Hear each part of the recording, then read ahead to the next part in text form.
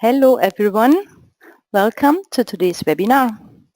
We introduce a new add-on module today, the module RF form finding. A lightweight, elegant and also effective alternative to build roofs are the constructions of membrane and cable structures. My name is Gerlinde Schubert.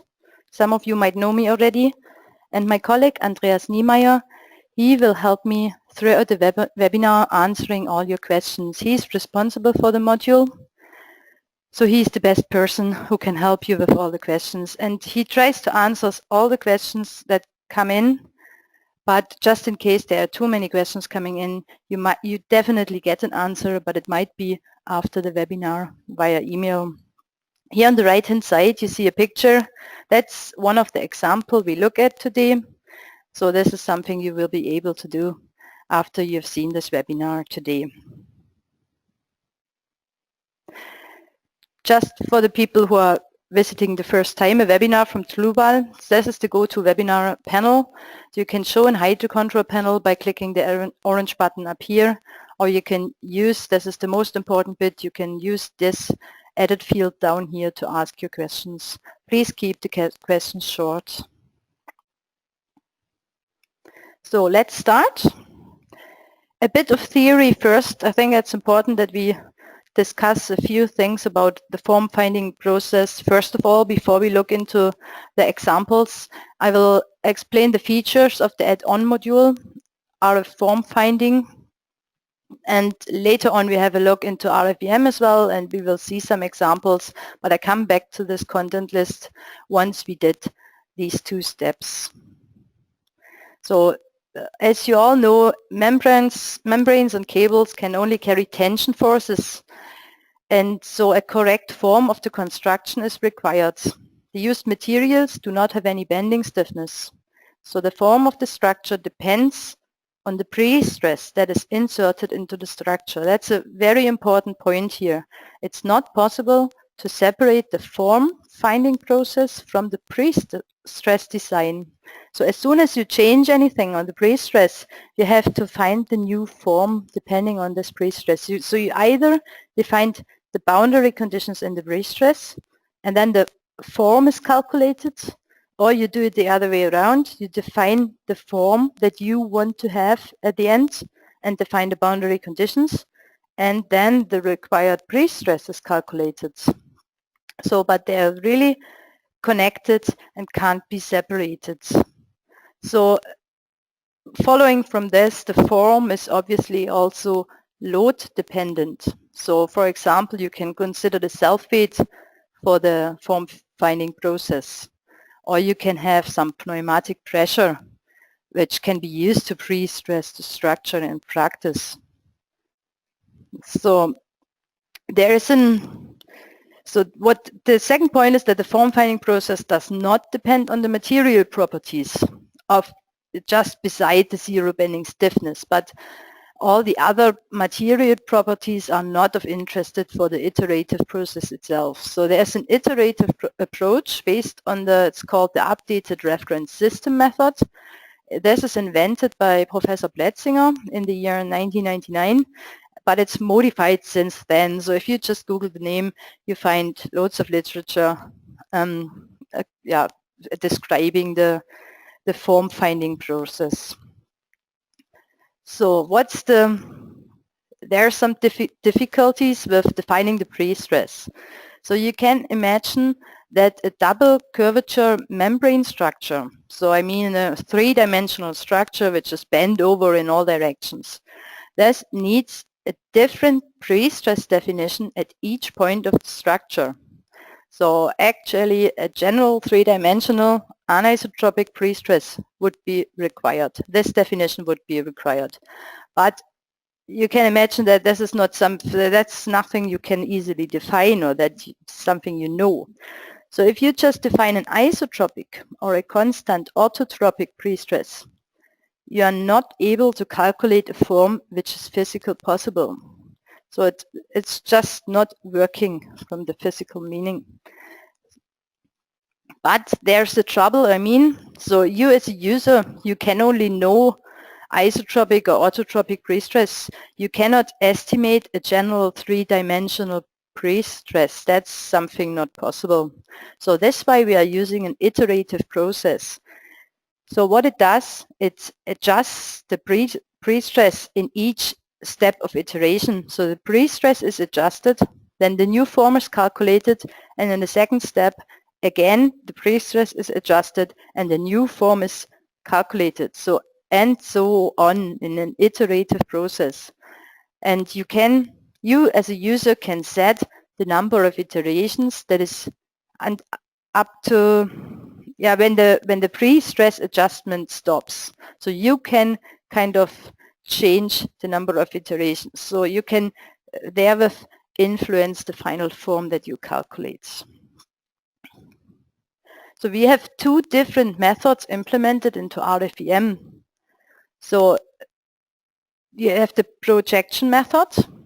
This is suitable for high cone-shaped structures.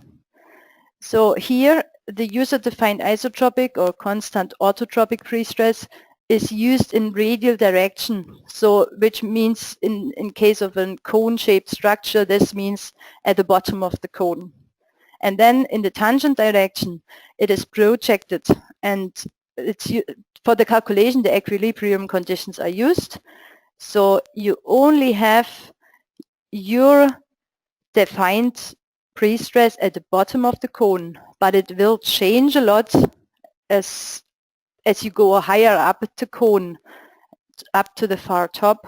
So here with the projection method, you cannot expect the pre-stress that you entered. It will be adjusted a lot.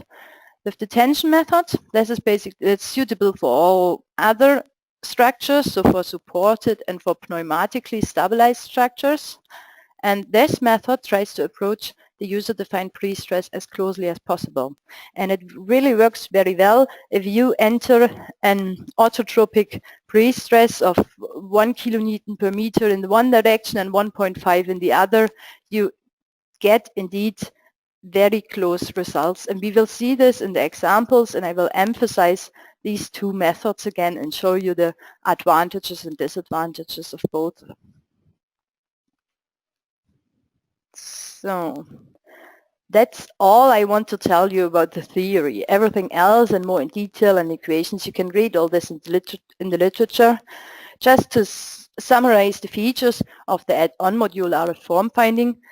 So the form finding case, it's defined as a case in RFEM, is calculated first and is basis for all that follows.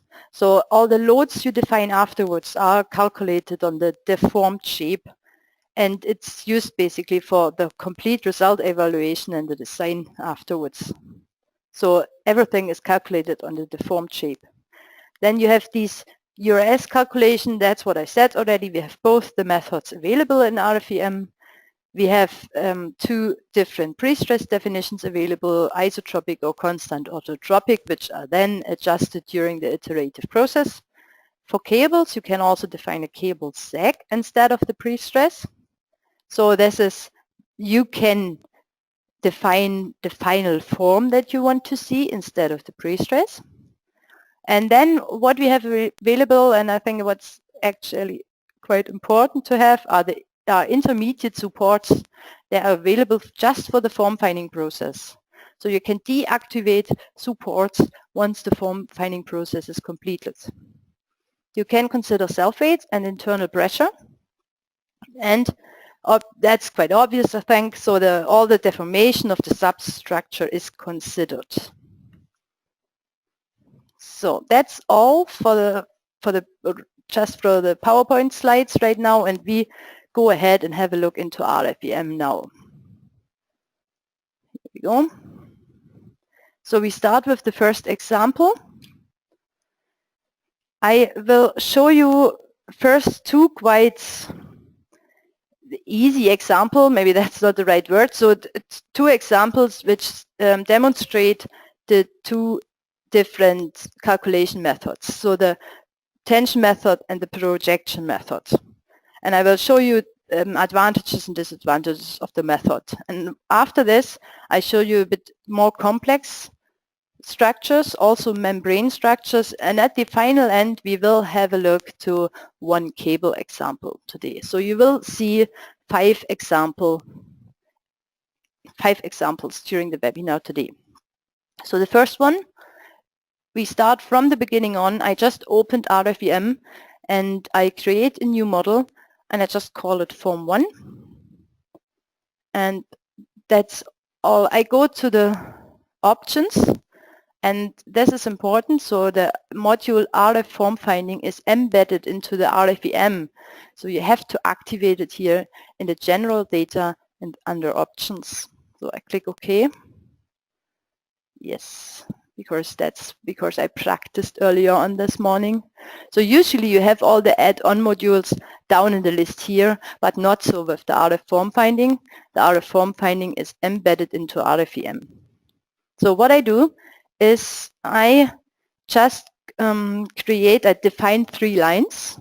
I change the work plane to the XZ plane and I define 3 lines just from, I decrease the size of my tables. We don't really need this, and I increase this. So from 0 up to the -10 in X direction 10 and back to the bottom. 3 lines defined.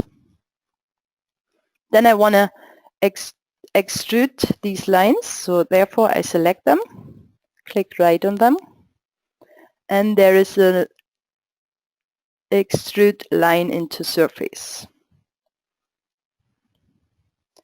So here I want to have a depth of 10 meters, and the thickness, I explain this later, that's the material thickness. It doesn't really matter. So as I said in the introduction, the material properties itself are not of interest, and I define an offset which is 0. So I apply, and here we go. We see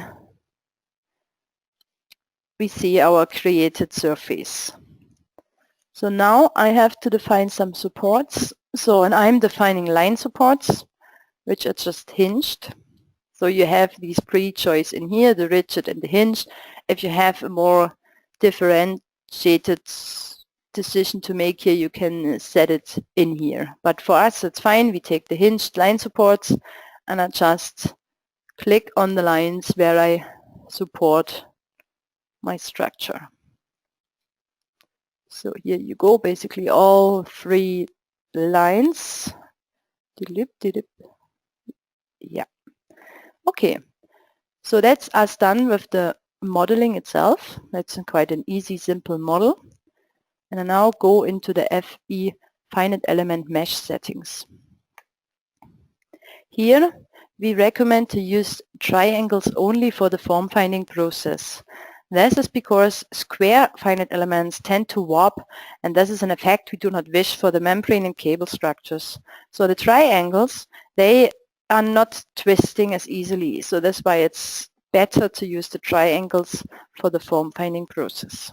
So I've set triangles only and click OK. I can also generate the finite element mesh, and you see that we only have triangles. Now we go into the calculation parameters, and here you have a new tab now, the form finding tab. And here are the calculation methods that I explained in the introduction, the tension method and the projection method. Here is the point where you set the number of iterations for the loading for the pre-stress. So these are the number of iterations as for the adjustment of the pre-stress. So the smaller this number is, the less accurate is the final pre-stress that you achieve. You could consider self-weight. That's done down here. And here on the right-hand side, this is for precision and tolerance. You can change the standard settings, and especially the bottom one, that's one we will use in one of the examples. This is, you can lower the speed of the convergence, and this it's just the calculation process itself takes longer, but it's more likely that you get the results so that the calculation is stable. So that's all. We've used the tension method here, and we keep all the standard settings. So I just click OK. Another thing we have to do is we have to define the surface settings. So I selected all the surfaces, I click right on it, and then I can edit my surfaces. And here there's a material defined now in here, but as I said, it's not important what we define as long as we just, the whole model is made for the form finding process, so there's no interaction between different materials here. So as long as this is the case, the material definitions are not of interest. So I changed here to a membrane, and now I can make some further settings in here by clicking the Edit Parameters button. Here's the place where you define the pre-stress. You have several options here, isotropic or the orthogonal settings, just a bit different in the way how you enter it. And you can always define the pre-stress as a stress or as a force. What we do, we just define an isotropic pre-stress, and we want to define it as a force with 1 kilonewton per meter. So that's all we have to do. I just close all these dialogues by clicking OK and calculate the form finding process. Now it runs OK. Sorry for this. Now everything works fine. So we look at the global deformations right now. So here you see that's the form that is calculated, and we have a look to the basic internal forces, which is Nx and Ny. So here in the panel, in the color scale, you see that we indeed reach the 1 kilonewton per meter, and these results are pretty good. And also in the direction Y. I rotate a bit, yeah. So we reach the 1 kilonewton quite closely. So this is quite nice. One word to the global deformation. When you look at the global deformations, these are the values you get here are the deformations from the initial shape down to the deformed shape. So you have to adjust this deformation scaling factor here to 0, otherwise the picture is getting a bit confusing, as you see when I enter a 1 here. So that's because everything is shown on the deformed shape and not on the initial shape. So the loads are usually, so here that's the default for the forces, for the results, but not for the deformation. So a few more words to the display navigator. You have a part here, it's called FE mesh form finding. And here you can activate the initial shape. In here, you can also have the original initial form. This is sometimes important. That's why I wanted to show you. Then I explained in the introduction that this number of iterations is quite important. So just remember that we had our pre-stress that was finally calculated is very close to 1. And when I now reduce the number of iterations, for example, to 5, down to 5, and I reperform the calculation of the RF form finding case, then you will first see that the shape is different now, so it's not as deep down. So this is and you also see that we don't reach our 1 kilonewton per meter as well. So we are further away from our defined pre-stress at the beginning. So you can really work with this number of iterations. So this was the first example using the tension method. A quite easy example, but this was to show you how the tension method is working and how you can deal with the iterations. So now we define a second one. So I create a new case. It's called a cone. And I click OK. And Again, we start with an empty RFEM surface, and I change to the work plane XZ, and I define a line just from here, from X is equal Y up to this point here. So just one line this time, and we now want to rotate the line to build up a surface. So what we do, we go onto this button here, and in here you have the rotated surface. And here I can change to membrane already. I can do this, and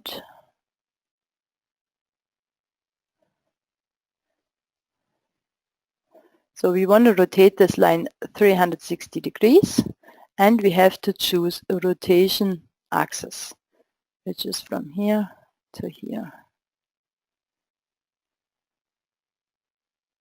I think the problem is that I didn't select the line.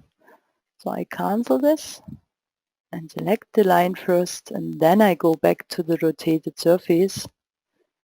And I go into rotated, and I enter now the 360 degree, and I choose this point again. Okay, and I change to membrane. Okay, so now you go. That's the surface we created. We have to adjust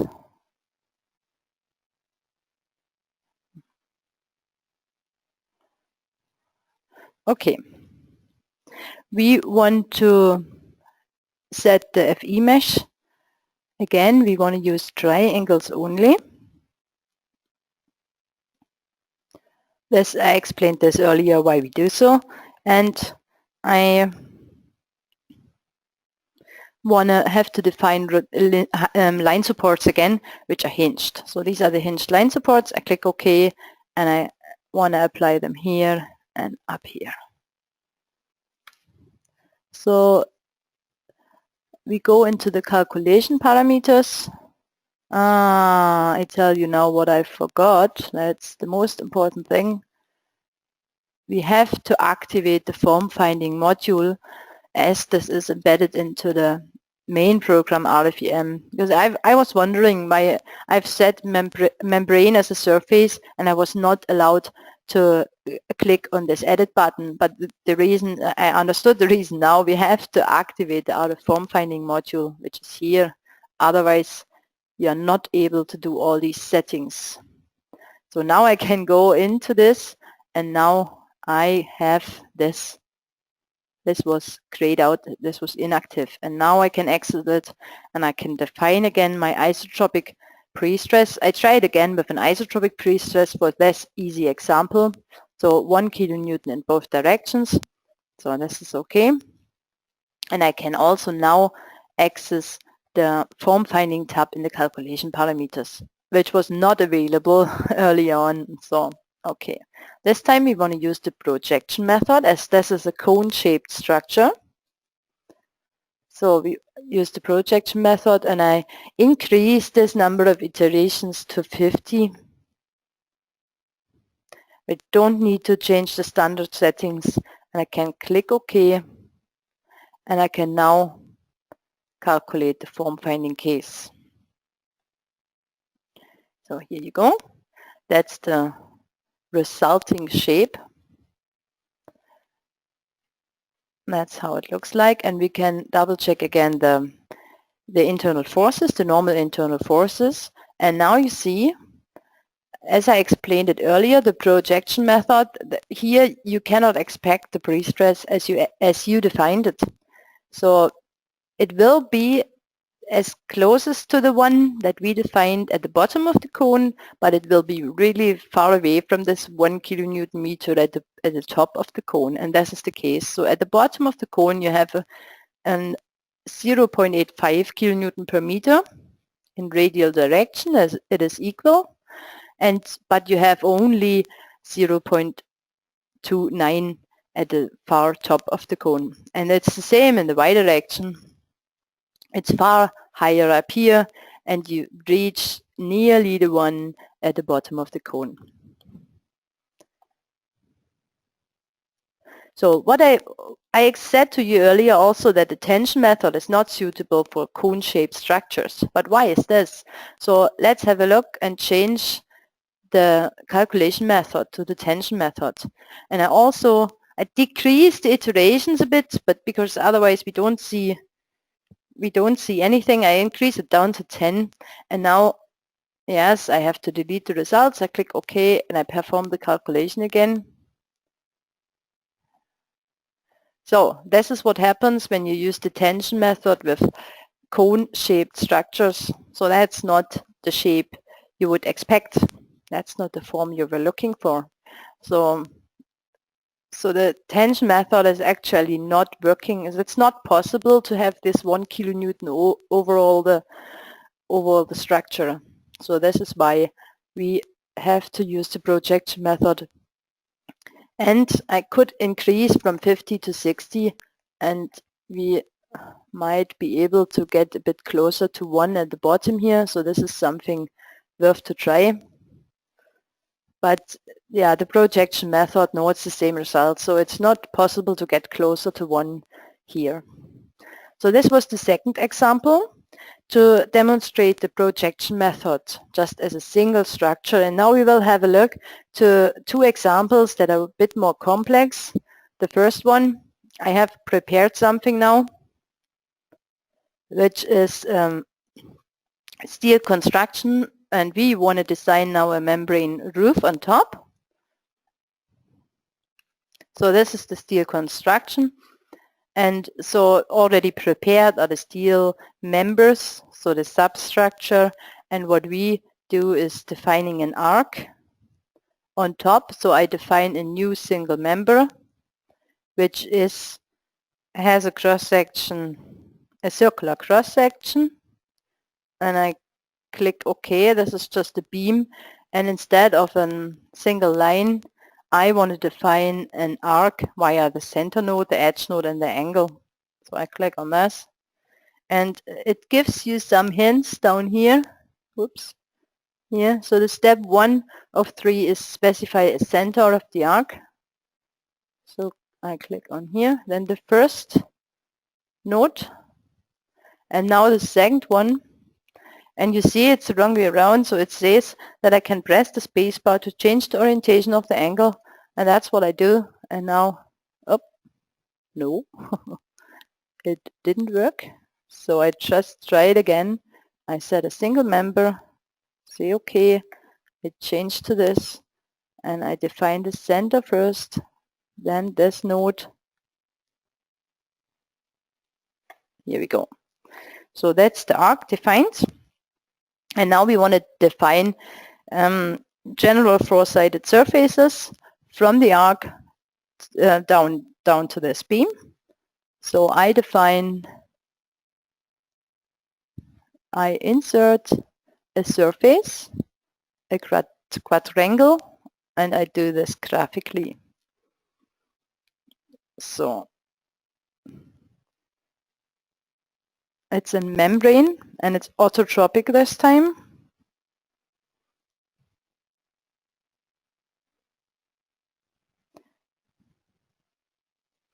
I define a, no, I have to show you something before I do so. I defined a membrane, and it has some material properties. I did this in advance now, so I defined the material myself. So it's an orthotropic elastic material, a two-dimensional, and that's what I've entered manually. You have usually data sheets available. When you design something with a membrane, then you know something about the properties, obviously, of the membrane, so you are able to enter this. So I just found this in a data sheet from a published article and entered these values, and that's also that's something I've prepared already. So I set this now to membrane orthotropic, and I enter the details here, and the values I've entered are related to a thickness of 1000. So I have to adjust this here. And then you can have a look into the stiffness matrix that is calculated from the values provided and so on. And here the last tab is the form finding tab. That's what we are interested in. So this time we want to define an orthogonal pre-stress, and we define this with an angular rotation, which is just the rotation from the global to the local axis system. And I define 1.5 in x direction and 1.0 in y direction. Okay, now I still have to define the boundary lines. So I changed to a wireframe model, so I think that's a bit easier. So I select the arc and I select all the lines around the surface, and that's me done. You can have a look. That's how it looks like. So that's the membrane surface I've defined. And now I want to mirror this. So I select the surface and I use the button mirror. I want to create a copy and I want to choose, I select my mirroring plane by selecting 3 points, and I can do this in one step, select all 3 points of plane, and so I select these points and I click OK, and that's me done with the definition of the membrane roof. So we double check all the other settings. So there are always a few things we have to do. The FE finite element mesh settings, triangles only, that's okay. We go to the calculation parameters where we have the form finding tab. Here we use the tension method. That's okay. The iterations are okay. That's fine. And now we can calculate the form finding case.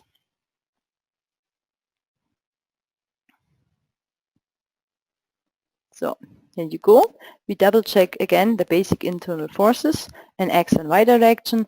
And now as we used again the tension method, we expect values close to 1 and 1.5 in the x direction. So in the y direction we've defined 1. So that's perfect. That's a pretty good result. And in the x direction, that's the same. We are very close to that 1.5. So I think this is a pretty good result. And now this is always only the only case that is defined at the moment here. So it gets defined automatically by RFEM just by activating the form finding module in the general data. But what is when I have more loads to design now? So for example, I could have another load case just from the self-weight, which is activated here. And I could have another one from snow, for example.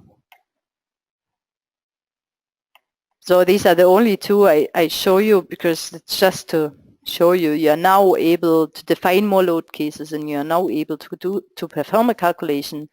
So I just quickly define a surface load, a new surface load with a value of 0.68 global related to projected area in the Z direction.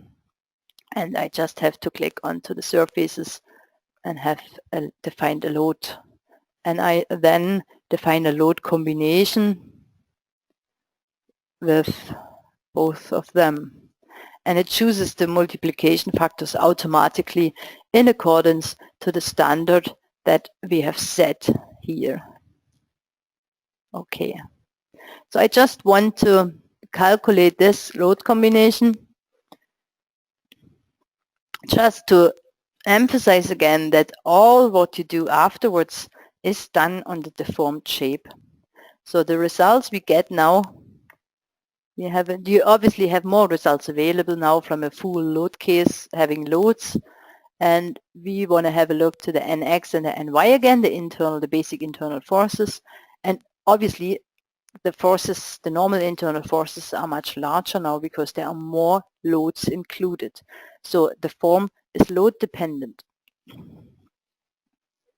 Okay, that was just a quick excursion into the how you are going ahead. So now you would use this load combination and would design your constructions. We have some add-on modules available to do so. So you have, for example, the RF steel, Eurocode 3, you have the RF steel members, you have RF steel surfaces, and you have several things for concrete and so on. So there are several modules available to now perform the design of the constructions itself. But I'm not going to show this today because we concentrate really on the form finding process. So we have also a printout report available. I just want to show you this quickly. When you want to print such a graphic, for example, into the report, you can just click onto this button, print graphic, and it asks you where to print this. You could also print it to the clipboard, or you can create a three-dimensional PDF, but we want to create a printout report. And I just click OK, and it makes some default settings which are usually okay, but you obviously can adjust the printout selection more in detail. So there's a webinar available about this, so you can watch the webinar about the printout report and the views in RFEM if you are interested in this. So here, just as an example, you have this image now printed into the report. So that's all I want to show you about this.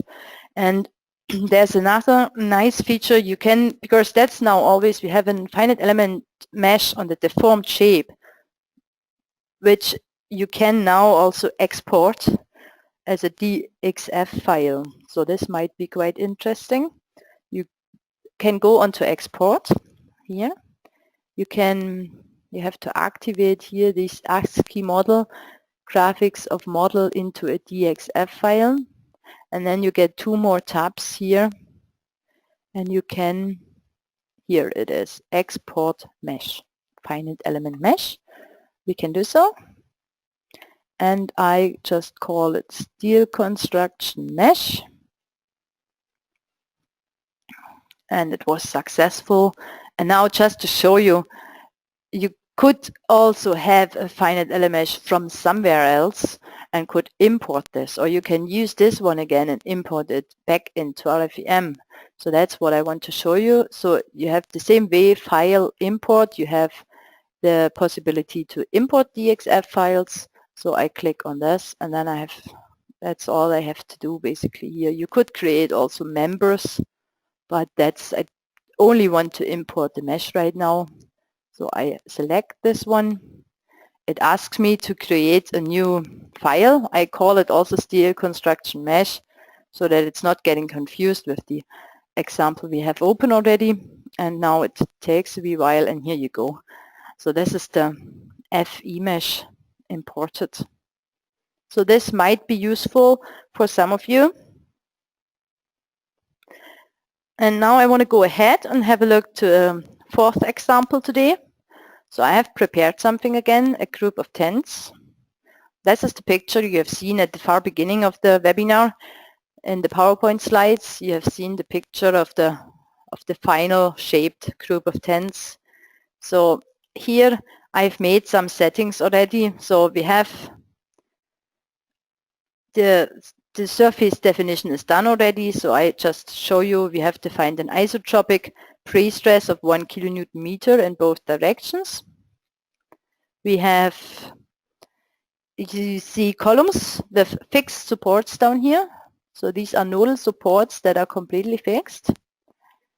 Then I did the calculation parameters already. We will use the projection method, as these are again cone-shaped structures. I've set the number of iterations to 50. Yeah, that's all I want to show you. And no, the ring on top here, this is important to avoid singularities. This is something we did already in the first example as well, where we looked at the cone, but I didn't emphasize this as much. It's important that you not create any singularities up here. So if you would build up the cone up to the far top, then you definitely would end up with a singularity, and this is not something we are interested in. It gives failed results. So that's something that I come back to later on, are these fixed supports. So for now I keep them as they are, and we calculate the form finding process. It takes a wee while as we are having already 4 tens now, 4 cone-shaped structures, and here we go. This is the result, and this is NX, so this is projection method, so we don't get the 1 kilonewton meter as we said it at the beginning. And this is the NY.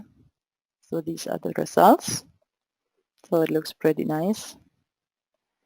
And now what I want to create a self-weight load case. So just as is. And I want to calculate this one.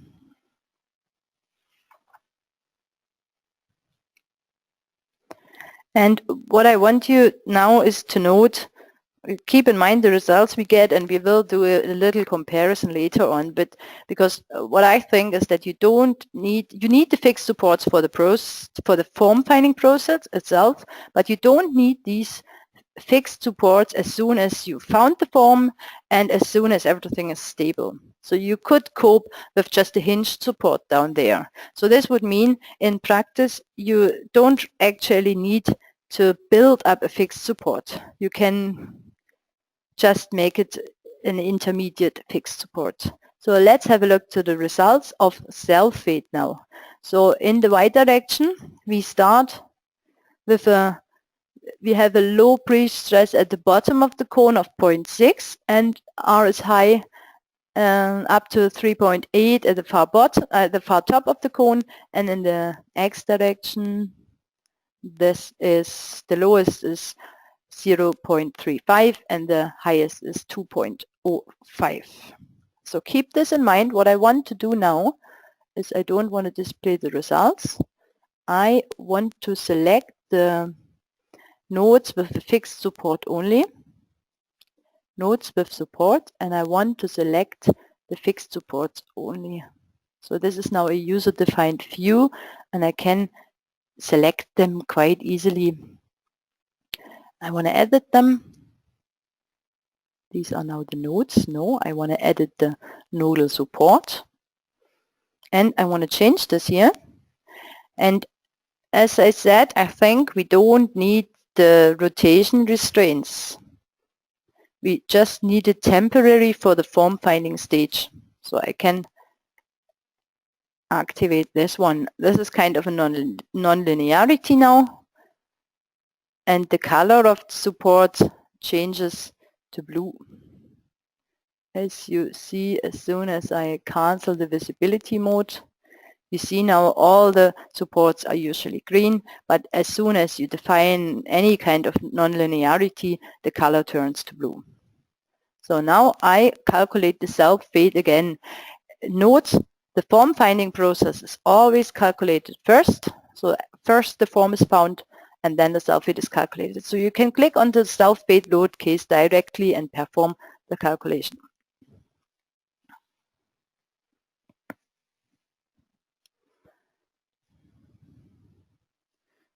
So as soon as this is done, we have a look to the internal forces again, and we will see that the results are very similar.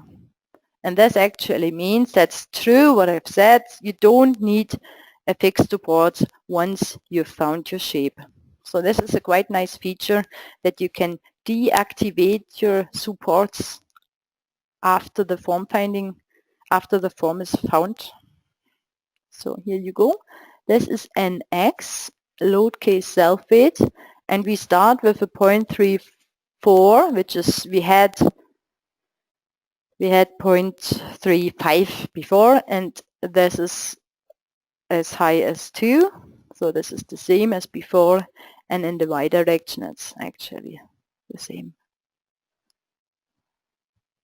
So because now for the self-weight load case this is only a hinged support. So last thing I want to show you something graphically I want to show you here. It's a quite new feature since the version 5.05. We have now a clipping plane, it's called.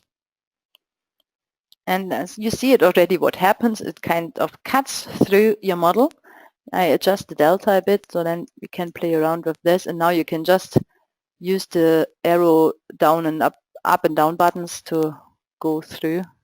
You see what happens. So this might be quite nice.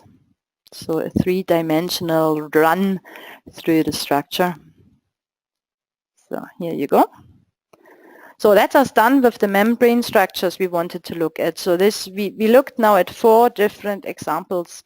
And now, last but not least, we have a look to a cable structure, just to show you a few things that are typical for cables. So I have defined already a mast with cables. So this is how it looks like. A mast and 4 cables in the 3-dimensional space. And I show you what I did. This is a defined cable, and I think I have to select them all. So I go to fuse, and you can, that's a quite nice, these visibilities, really try to use them as you can. Now everything is hidden, it's just grayed out, and when I select it, I only select the cables as I've chosen here. So this is the only available now for selection. So I can edit my members, and I can go into my dialog here, edit member type, and here you see the different options for cables. You can either define the final form that you want to have so that the cables sag, or you can define a pre-stress force. We start with a pre-stress force, so I define 1 kilonewton here. Okay. I double check all the other settings again, the form finding tab, we use the tension method. This time we consider the self-weight. And here in this example, I had to adjust the standard settings. So what I did, the default values are always 1, and I decreased the speed of convergence here because otherwise we don't get stable results. So, and I double check also the finite element mesh. It doesn't really matter for cables. This is only important for surfaces, obviously. So now I can calculate my form finding process. And the results we have available are the internal forces N, so the normal force, and this is indeed close to 1. It's the same issue as we discussed for the membranes. It's not possible to, an isotropic pre-stress is not possible. You don't get a physical form. So that's why it is not constant 1. That's why it's increasing. So the global deformations is something. So it's not a huge cable sag that we reached with the 1 kilonewton. It's just a selfie that makes the cable sag, but we pre-stressed it slightly, so we end up with a deformation of 81.3. And now, just as a final thing, I want to show you what happens when as I said, you can also define the cable sag directly. So I changed to geometry here, and I define the target cable sag with 0.08. And I expect now the same results. Okay, and the form finding process is calculated. And yeah, it's very close to the result that we achieved earlier on. We get a cable sag of 84.1. So it's nearly the same, and we can also compare the internal forces, which are again close to 1 kilonewton. You can also have a look to the member diagrams, and you see also here these are the internal forces N, and you see also here the 1 kilonewton. So please note, when you calculate now the self-weight, you would kind of double the self-weight. That's not something we want, because you have considered it already in the form finding process. So you said that you want to consider self-weight. If you now calculate self-weight again, you double it. So we calculate the wind only in this example. And just to show you this. Okay. So that's me done with all the examples. I think, yeah, that's all. So you have seen 4 different membrane examples, which did show you the 2 different calculation methods. I did show you 1 cable example. So I think you've got a good overview about what's all possible with RFEM. And you can test the software to try it all yourself. So you have the possibility to download a trial version which is free and which is a full version. And it's a trial license which is valid over 30 days. So you can try all this, what I did today. And when you are an RFEM user already, you can activate test versions, trial versions of each separate module. So, and obviously also the form finding module, you can activate this and test it for 30 days with a full version. So just to finish up, so we have seen all these examples, as I just explained again. And I want to emphasize a bit of future work in the RF form finding module. So this module is still in progress. We work always on the things and we try to improve them. So there is, what we work on at the moment is we want to create a surface from the generated mesh, from the deformed mesh. So at the moment you just get the information about the finite element mesh, but you don't get a surface itself. So this will be one of the new features coming up very soon. And we also work on drawings for the design that you can produce out of all this. So similar to the printout report thing I've shown you, we work on drawings which are really proper usable for the design. So you can always have a look onto our website for any new features coming up. You can follow us online. I highly recommend the Dlubal blog, where we post new features and explain the things a bit more in detail every day. And you can always write us an email if you have any questions. And if you have a service contract, you can give us a call and you get an answer straight away. There are more webinars coming up. The next one is within a month's time, I think, on the 5th of November. We will have a look into time history analysis, and we will simulate walking and running across a pedestrian bridge. And there are more webinars coming up later this year, so just have a look onto the website from time to time. So I thank you very much for your attention. I hope you found it helpful, and I hope to hear you again soon. Many thanks. Bye-bye.